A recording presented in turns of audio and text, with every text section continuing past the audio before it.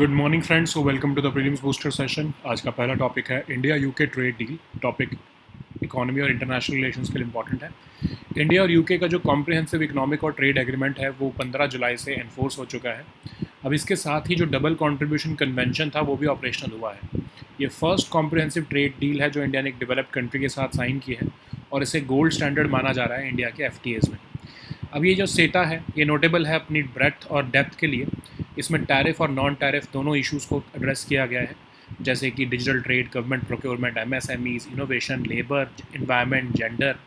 इसमें non tariff barriers जैसे कि सैनिटरी और फाइटो सैनिटरी मेजर्स होते हैं, टेक्निकल बैरियर्स टू ट्रेड होते हैं, उनको भी एड्रेस किया गया है। इंडिया ने टैरिफ्स जो है वो 90% ऑफ प्रोडक्ट्स जो थे यूके के उन पर रिड्यूस किया है। यूके ने जो है वो एलिमिनेट किए हैं टैरिफ्स 99% ऑफ इंडियन एक्सपोर्ट्स के। अब अगर हम गेंस देखें इंडिया के लिए तो टेक्सटाइल्स, फुटवेयर और जेम्स एंड ज्वेलरी सेक्टर को सबसे ज़्यादा इसमें बेनिफिट मिलने वाला है। यूके ने कोटास भी एलोकेट किए हैं इंडिया के आयरन और स्टील एक्सपोर्ट्स के लिए, और 850 मिलियन से बढ़कर उसे $1 बिलियन तक जो है वो कोटा को बढ़ा दिया गया है। यूके ने कमर्शियल प्रेजेंस राइट्स भी जो है इंडियन फर्म्स के लिए दिए हैं, कंप्यूटर सर्विसेज, कंसल्टेंसी और इन्वायरमेंटल सर्विसेज में। एक्सपर्ट्स का कहना है कि एक विन है for India because strong labour और इन्वायरमेंटल नॉर्म्स जो वेस्टर्न कंट्रीज़ में होती हैं वो ऑफ्टन जो है वो नॉन टैरिफ बैरियर्स की तरह यूज़ की जाती हैं अदरवाइज। इंडियन सप्लायर्स को लीगल एक्सेस भी मिलेगा यूके के सेंट्रल गवर्नमेंट प्रोक्योरमेंट मार्केट में, जो लगभग 90 बिलियन पाउंड्स का है, और इंडिया भी जो है वो रेसिप्रोकल एक्सेस देगा लगभग $114 बिलियन का। तो अब हम देखते हैं डबल कंट्रीब्यूशन कन्वेंशन। ये एक मेजर इंपॉर्टेंट विन है इंडियन वर्कर्स के लिए। इंडियन वर्कर्स जो यूके में काम कर रहे हैं वो सोशल सिक्योरिटी जो है दोनों कंट्रीज़ में पे करते होते थे। यूके के बेनिफिट्स में 10 साल की कंट्रीब्यूशन पे करनी पड़ती थी, और इंडियन वर्कर्स जो है उनको सिर्फ 5 साल का, इंडियन वर्कर्स जो है इंडिया में वो सिर्फ 5 साल का जो है वो स्टे के जो उनका टिपिकल अगर 5 साल का स्टे होता था इंडियन वर्कर्स के लिए तो उनको 10 साल की कॉन्ट्रीब्यूशन जो है वो पे करनी पड़ती थी। अब डीसीसी के अंडर क्या होगा कि इंडियन वर्कर्स और उनके एम्प्लॉयर्स जो हैं वो एग्जाम्प्ट होंगे यूके की सोशल सिक्योरिटी कॉन्ट्रीब्यूशंस 5 साल के लिए, मतलब उनको सिर्फ 5 साल का ही पे करना पड़ेगा, 10 साल का नहीं करना पड़ेगा। बाकी के 5 साल वो इंडिया में पे कर सकते हैं, ठीक है। अब इससे जो है 75,000 इंडियन प्रोफेशनल्स और ओवर 900 फर्म्स को बेनिफिट होगा। अब 90% जो इंडियन वर्कर्स यूके में काम कर रहे हैं उनको लगभग 23% उनकी सैलरीज में जो है वो सेविंग होगी, ठीक है।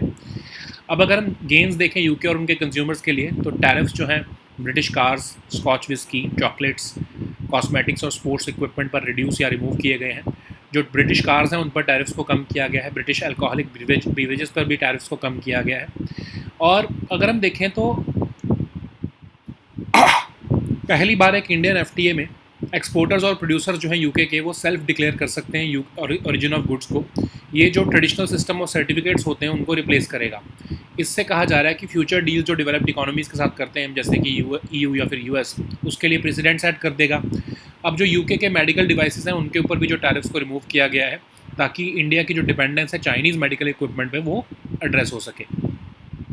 तो इन सब गेंस के बावजूद इंडिया को जो है जो CBAM है उस पर कुछ एग्जाम्पशन नहीं मिली है, जो कि एक बहुत इंपॉर्टेंट कंसर्न है इंडिया के एक्सपोर्ट ओरिएंटेड इंडस्ट्रीज़ के लिए। नेक्स्ट हम टॉपिक देखते हैं लद्दाख 7 हिल काउंसिल्स। टॉपिक पॉलिटिकल इंपॉर्टेंट है। लद्दाख एडमिनिस्ट्रेशन ने अनाउंस किया है ऑटोनॉमस हिल डेवलपमेंट काउंसिल्स को हर 7 डिस्ट्रिक्ट्स में यूनियन टेरिटरी ऑफ लद्दाख के। इससे डिबेट ओपन हो गई है कि कैसे पॉलिटिकल पावर को डिस्ट्रीब्यूट किया जाएगा रीजन में। लद्दाख जो है उसमें AHDC जो है बनाई जाएंगी 7 डिस्ट्रिक्ट्स में। गवर्नमेंट ऑफिशियल्स ने कहा है कि हम डेमोक्रेटिक डिसेंट्रलाइजेशन करेंगे इसके थ्रू। अब सेंटर और लद्दाख जो है वो ब्रॉडली उन्होंने एग्री किया union territory level representative body का अंडर कस्टमाइज आर्टिकल्स 371 फ्रेमवर्क, ठीक है। अब लद्दाख इंडिया की लार्जेस्ट यूनियन टेरिटरी है बाय एरिया, लेकिन सिर्फ 3 लाख लोग रहते हैं, मतलब ये one of the least densely populated regions है कंट्री का। और विलेजेस जो है वो सेपरेटेड है by mountain passes, long travel times, okay. तो इसकी वजह से जो है डिसेंट्रलाइज्ड एडमिनिस्ट्रेशन जो है वो एक लॉन्ग स्टैंडिंग डिमांड रहती है वहाँ पर। जो 2 सिविल सोसाइटी ग्रुप्स हैं वहाँ पर वो नेगोशिएट कर रहे थे लद्दाख के पॉलिटिकल फ्यूचर को सेंट्रल गवर्नमेंट के साथ, और ऑब्जेक्शन उनकी थी कि फ्रेगमेंटेशन हो रही है पॉलिटिकल अथॉरिटी की। और कंसर्न्स क्या रेज किए गए कि 7 डिस्ट्रिक्ट काउंसिल्स को एम्पावर किया जाएगा, तो उससे बहुत ही कम अथॉरिटी रह जाएगी फ्यूचर आर्टिकल 375(1) की जो रिप्रेजेंटेटिव बॉडी बनाई जाएगी उसके पास। लद्दाख लीडर्स का कहना है कि जो 7 काउंसिल प्रोग्राम जो दिया भी गया, ये जो उसको उन्होंने साइन नहीं किया था, बाद में एक रिवाइज्ड वर्जन जो है वो बिना प्रपोजल के लाया गया और उसको साइन करवाया गया। ठीक है, ब्रॉडर वरी है इंस्टीट्यूशनल ओवरलैप की। ठीक है, एक बार ये 7 हिल काउंसिल्स बन जाएंगे, पंचायती राज बॉडीज़ हो जाएंगी और यूनियन टेरिटरी की एडमिनिस्ट्रेशन होगी, तो एक फ्यूचर आर्टिकल 371 की जो बॉडी है वो अगर बनेगी तो सबकी अकाउंटेबिलिटी अलग अलग हो जाएगी। ठीक है, ऑपोजिशन जो है इस पर्टिकुलर जो काउंसिल का, वो एक वाइडर ट्रस्ट डेफिसिट में भी दिख रहा है लद्दाख की सिविल सोसाइटी और सेंट्रल गवर्नमेंट के बीच में। लद्दाख जो है उसको एक लेजिस्लेचर नहीं दिया गया, अनलाइक जम्मू कश्मीर। टॉक्स जो हैं 6 शेड्यूल के जो सेफ गार्ड्स के हैं या फिर आर्टिकल 371 के फ्रेमवर्क जैसे हैं, वो भी आगे सही से नहीं मूव हो पाए हैं। रिलेशंस जो है वो सितंबर 2025 के ले प्रोटेस्ट के बाद और ज़्यादा ख़राब हुए। और एक वॉइस ऑफ बुद्धिस्ट लद्दाख जो है एक ऑर्गेनाइजेशन बनी, जिसमें कि कहा गया कि ये स्प्लिट कर रही है लेह और कारगिल की मूवमेंट को। अब जो ये ऑटोनोमस बॉडीज़ बनाई जा रही हैं, ऑटोनोमस काउंसिल्स बनाए गए हैं, ये इंडिया के पावरफुल स्टेचुटरी डिस्ट्रिक्ट बॉडीज़ की तरह हैं ऑन पेपर, लेकिन जो 1997 का एक्ट है उसके अंदर जो है इनके पास district planning, budgets, development schemes, management of council land, collection of local taxes, ये सब पावर है। तो इलेक्टेड रिप्रेजेंटेटिव्स अक्रॉस पार्टीज से कह रहे हैं कि काउंसिल्स जो है वो उनकी रेलेवेंस लेकिन यूटी स्टेटस के बाद ख़त्म हो जाएगी। क्यों? क्योंकि डिसीजन मेकिंग तो फाइनली जो है लेफ्टिनेंट गवर्नर के सेक्रेटरीट के पास है। लैंड रिकमेंडेशंस को ऑफन इग्नोर किया जाता है।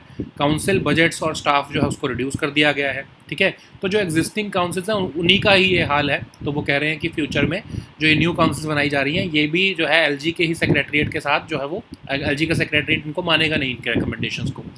गवर्नमेंट जो है एक तरफ जो है वो काउंसिल्स को इंक्रीज़ कर रही है, लेकिन रिप्रेजेंटेटिव्स कह रहे हैं जो एग्जिस्टिंग जो 2 काउंसिल्स हैं उनको तो पहले फंक्शनल बनाओ। ठीक है, अब जो 6 शेड्यूल की काउंसिल्स होती हैं उनके साथ इसका कंपैरिजन नहीं किया जा सकता। ये तो स्टेचुटरी काउंसिल्स हैं। जो 6 शेड्यूल काउंसिल्स होती हैं वो कॉन्स्टिट्यूशनल स्टेटस होता है उनके पास, इंडिपेंडेंट लेजिस्लेटिव पावर्स होती हैं, जुडिशियल अथॉरिटी होती है कस्टमरी मैटर्स पर, और गवर्नर का ऑफकोर्स असेंट तो चाहिए होता है।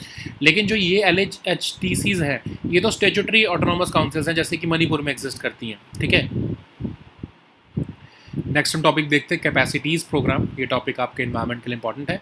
तो scaling urban climate resilience the capacities legacy and way forward ने एक इवेंट थी जिसमें कि प्रोग्रेस जो है वो सेलिब्रेट की गई कैपेसिटीज़ प्रोग्राम की। ये कैपेसिटीज़ प्रोग्राम 2016 में लॉन्च किया गया था इंडियन सिटीज़ की कैपेसिटीज़ को बढ़ाने के लिए कि वो low carbon climate resilient urban development कर सकें।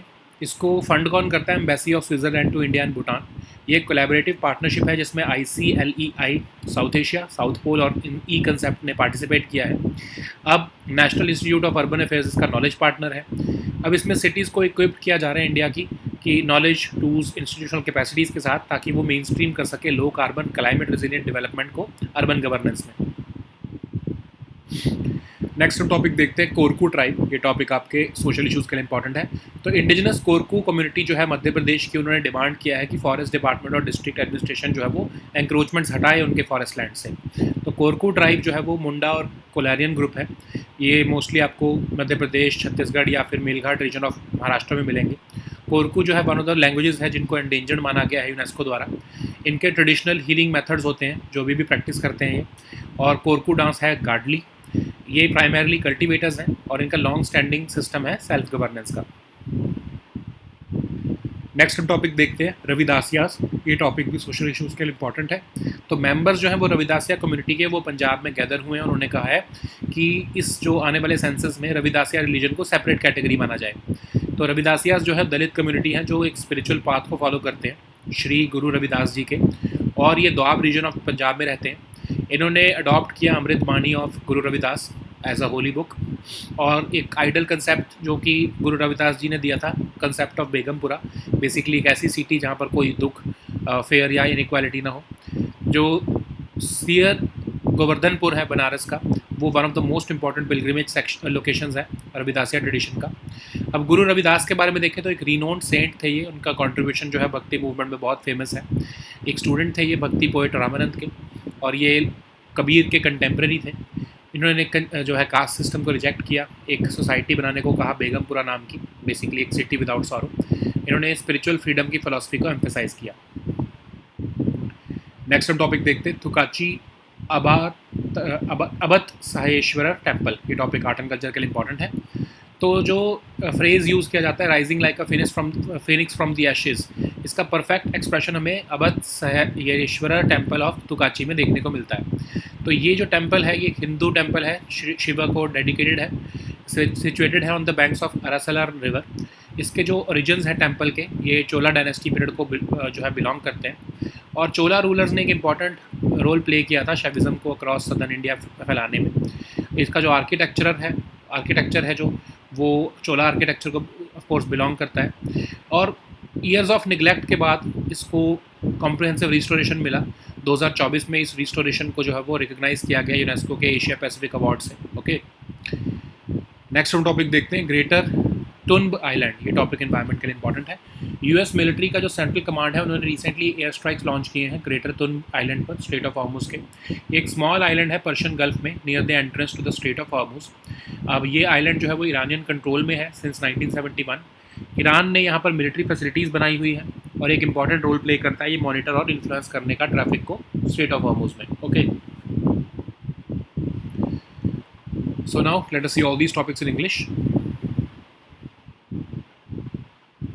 So the first topic is India-UK trade deal. This topic is important for economy and international relations topic. So India and UK comprehensive economic and trade agreement has come into effect from 15th of July. Alongside this, the double contribution convention has also become operational. And this is the first comprehensive trade deal with a developed country, and it is being called the gold standard of India's FTAs. So CETA is notable for both its breadth and depth, and it is covering both tariff and non-tariff issues like digital trade, government procurement, MSMEs, innovation, labor, environment, and gender. It also addresses the non-tariff barriers like the sanitary and phytosanitary measures and even technical barriers to trade. India has reduced tariffs on almost 90% of the products. UK has eliminated tariffs on about 99% of Indian exports. So the textile, footwear, and gems and jewelry sector of India will be getting the boost. UK has also allocated quotas which will push India's iron and steel exports from $850 million to $1 billion, about $1 billion in UK. UK has also granted commercial presence rights to Indian firms who are operating in computer services, consultancy, and environmental services. Experts are also viewing this as a win for India because strong environmental and labor standards in Western countries often act as non-tariff barriers for developing country exporters. Indian suppliers will also get legal access to UK's central government procurement market, which is worth around £90 billion. And India will also offer reciprocal access worth about $114 billion to them. The important part is the double contribution convention, which is a win for workers. So what is the problem here is that Indian workers who were in the UK, they were paying social security in both countries, even though UK benefits require 10 years of contribution, well beyond the typical 5-year stay for most Indian workers. And under the DCC, Indian workers and their employers are exempted from the UK social security contributions for 5 years, provided that they continue paying them in India. So this would benefit about 75,000 Indian professionals and over 900 firms. And about 90% of the Indian workers in the UK will save about 23% of their salaries. Okay. So for the UK, this will benefit because tariffs on British cars, Scotch whisky, chocolates, cosmetics, and sports equipment have been reduced or removed. Tariffs on British cars have been cut. Tariffs on British alcoholic beverages have been also reduced. So for the first time in an Indian FTA, exporters and producers in the UK can self-declare the origin of goods, and this is replacing the traditional system of certificates from designated authorities. And experts believe that this could set a precedent for future deals with developed economies like the EU and US. Tariffs on UK medical devices have also been removed, addressing India's dependence on Chinese medical equipment. Despite the gains, India did not secure an exemption from the UK's proposed CBAM, and this remains a concern for India's export-oriented industries. So the next topic is Ladakh's 7 hill councils. This topic is important for your polity section. So the Ladakh administration has announced the constitution of an autonomous hill development council in each of Union Territory's 7 districts, and this has reopened debate over how political power should be distributed in the region. So what has been announced? Recently, Ladakh administration announced an AHDC for each of the 7 districts, and government officials are calling this as a step towards democratic decentralization. They are also saying that Center and Ladakh had broadly agreed to a union territory level representative body under a 371 article framework. So Ladakh is important because it is India's largest union territory by area, and barely 3 lakh people live there. So it is one of the least densely populated regions of the country. Villages are often separated by mountain passes and long travel times, which has made decentralized administration a long-standing demand. So two civil society groups were negotiating with the central government over Ladakh's political future. Their objection is to the fragmentation of political authority, while talks on a representative framework are still underway. So what are the concerns here? So they are saying that you are empowering 7 district councils, but this will leave little real authority with the future representative body. Ladakh leaders say that this 7 council proposal was given to them in May 2026 meeting, but they refused to sign it. A revised version was then without the proposal was then signed, and they allege that center proceeded without consulting them. So the broader worry is institutional overlap. Okay, so 1 7 hill councils, panchayati raj bodies, UT administration, a future body, all would exist. The lines of accountability may blur them. Opposition to the current move is embedded in a wider trust deficit between Ladakh civil society and central government. Ladakh was not given a legislature after the 370 abrogation.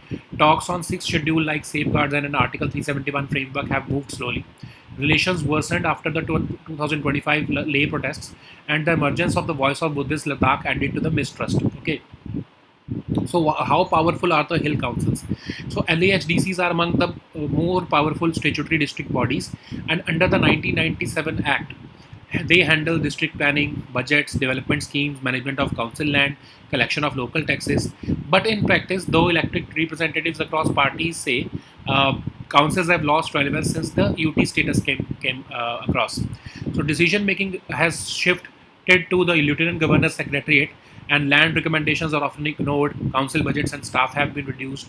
Government wants to increase the councils from the existing 2 to 7, but the representatives say that the existing 2, they need to be made functional first. Okay, so do not confuse them with the 6th schedule councils because they enjoy constitutional status. These are ones are statutory bodies.